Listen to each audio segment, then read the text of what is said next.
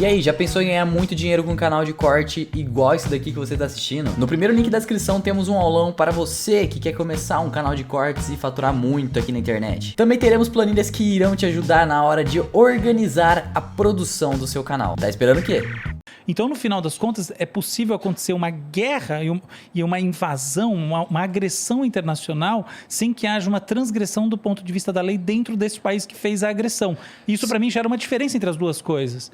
Nesse sentido, tem diferença, porque nós estamos falando de níveis de análise diferentes. Tem o nível internacional e o nível nacional. Para mim, nossa análise, eu acho que é um nível de existência diferente em função da... O que é o nível internacional? Ele existe? O que é internacional, entendeu? Não existe nada internacional. Perfeito. O internacional, ele é um conjunto dos nacionais. Perfeito. É que nem a ONU. E eu falo muito disso. As pessoas pensam assim, a ONU, Organização das Nações Unidas. Quando a gente fala em ONU, elas pensam assim, imagina que todos esses objetos aqui na mesa são países. E a ONU está aqui, a ONU é isso. Não, a ONU é o quê? A ONU é a mesa, claro. É o conjunto de todos os outros. Então, claro, essa discussão ela é complexa e filosófica. Tem gente que vai falar, não, existe um mundo internacional. Mas dentro da visão realista, os realistas vão falar assim, não, existem os países. Todos eles são soberanos, ou seja, autônomos. Você é dono do seu nariz e você manda na sua vida e ninguém vai chegar perto de você. Por isso que é anárquico, porque aí cada um vai fazer o que quiser. Mas eu tenho que voltar para a questão da anarquia, porque ela tem um problema na sua essência de pensamento, no sentido de você virar e falar assim... Tá bom, eu vou ser forte e eu vou me proteger dele roubar meu celular, ou dele pegar meu celular, ou dele dizer, minha filha precisa de um celular porque ela tá com uma doença e eu vou usar o seu celular. Você fala, não, mas agora eu tenho que cuidar da minha filha, eu preciso do meu celular para mim. Não. E ele é mais forte, ele vai lá e pega o seu celular. Porque não é só em situações absurdas de, tipo, ele quer roubar o seu celular. E pode ser que ele precise do seu celular. E aí, quem tem prioridade? Aí você fala assim, não, tá bom, eu vou ser mais forte então. Eu vou segurar o meu celular e ele não vai tomar. Só que aí nós criamos um mundo... onde só o mais forte consegue o que quer. E mais do que isso, em que as pessoas gastam muita energia disputando recursos de maneira irracional, né? Também, mas é um grande problema, pior do que isso. Se eu der todo esse poder pro mais forte, eu, que sou um mediano nessa briga de forças, também vou ser ameaçado. Então eu vou me juntar com os mais fracos e falar assim, é um perigo e uma ameaça a existência de alguém muito forte. E aí os países se juntam e fazem um fenômeno que a gente chama de equilíbrio de poder, que mantém um equilíbrio no mundo.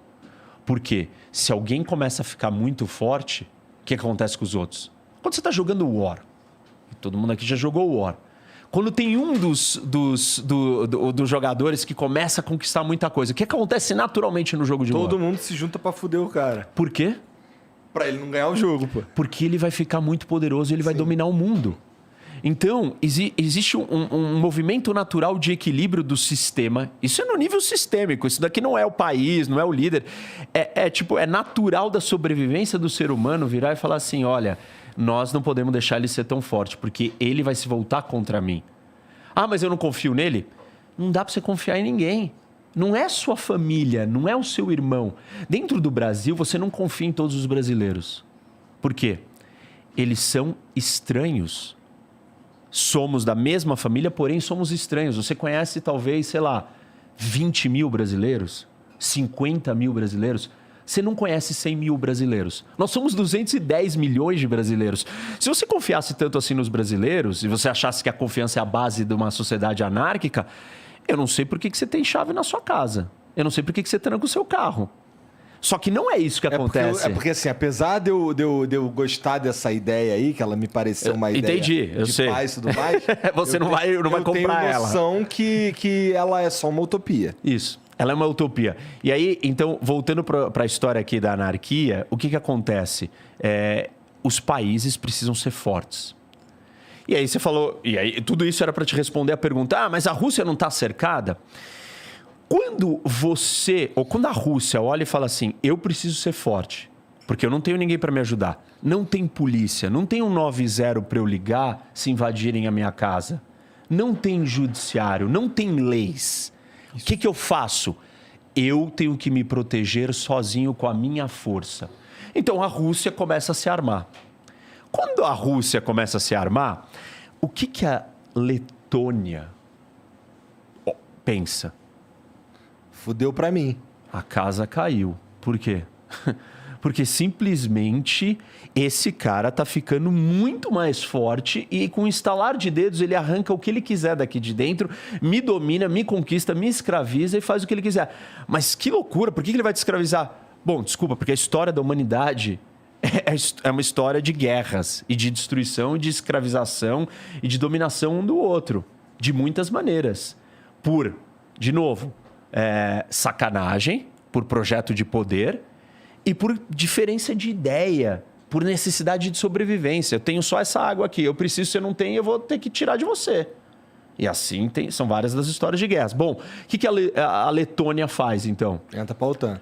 A Letônia vira e fala assim, Estônia, Lituânia, olha o que ele está fazendo ali.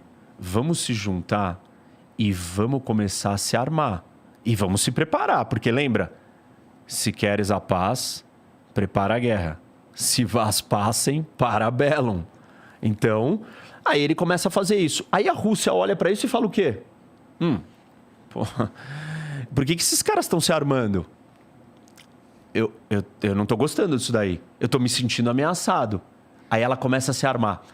Aí, quando ela se arma ainda mais, os 3 bálticos falam assim, somos 3 pequenos. Vamos chamar a Polônia, a Alemanha, a França, a Noruega, todo mundo junto aqui, porque olha o tamanho da Rússia.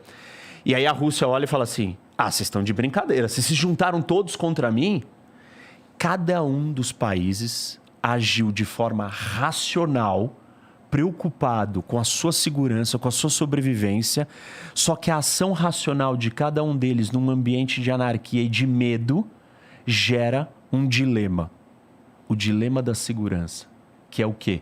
Uma corrida armamentista onde os 2 lados querem estar mais forte e isso chega num ápice do ponto que alguém tem que dar o primeiro passo. Porque senão o outro vai estar muito mais forte, vai estar posicionado numa situação muito maior. E aí, então, para fazer o resumo e conectar com a sua pergunta, a Rússia está se sentindo cercada? Está. Tanto quanto a OTAN se sente ameaçada, tanto quanto os países da Europa se sentem ameaçados pela Rússia. É um dilema. Essa mesma lógica que você está aplicando para analisar o que a Rússia está fazendo, a gente serve e aplica ela igualzinha, sem tirar nem pôr, para todo o resto do mundo. Uma pergunta, se é assim, você acha que tem mocinhos e vilões nessa história?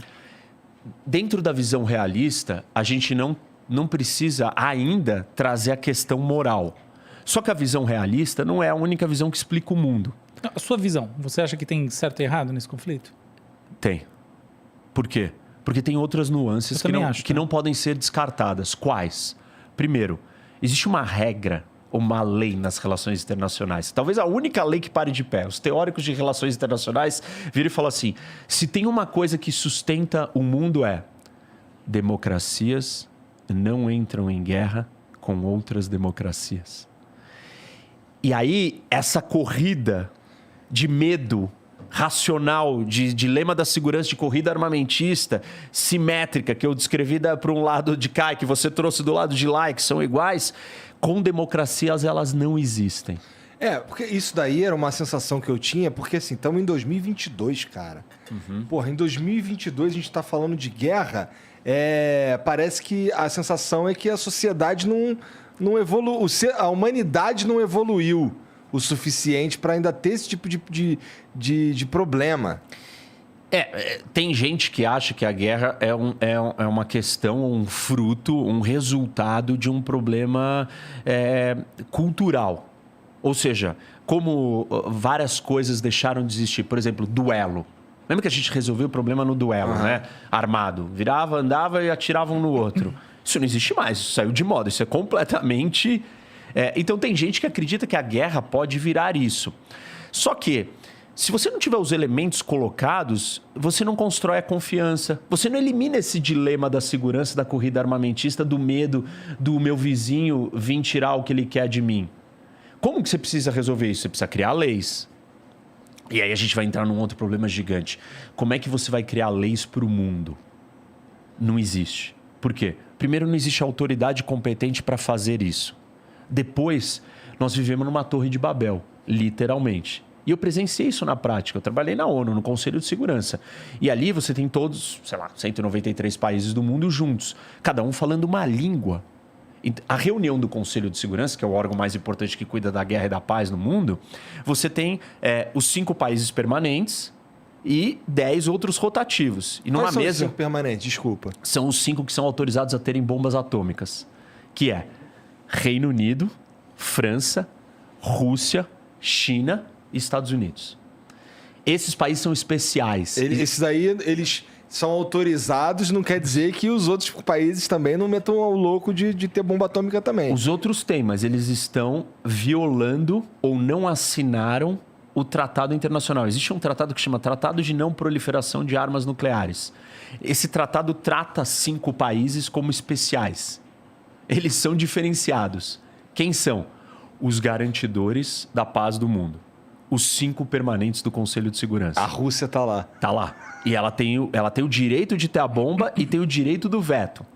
Mas voltando pro nossa reunião do Conselho. E aí, assim, o diplomata russo, ele senta lá e faz um discurso. Em que língua que ele faz o discurso dele? Em russo. Em russo. O diplomata francês tá ouvindo por uma orelha ele falando em russo e na outra ele tá com um fone de ouvido com a tradução simultânea para ele entender. Imagina essa conversa e cada hora um fala. É uma verdadeira Torre de Babel. E assim, eu tô falando do idioma, mas você imagina as diferenças de costumes, de valores, Claro. Agora... o papel da mulher, o papel da criança, educação, alimentação, tipo, gado é sagrado na Índia, aqui a gente come muita carne. Imagina você sentar e falar assim, tá bom, agora vamos fazer regra pra gente conviver todo mundo junto. Jamais, nós não estamos nem perto disso. Claro.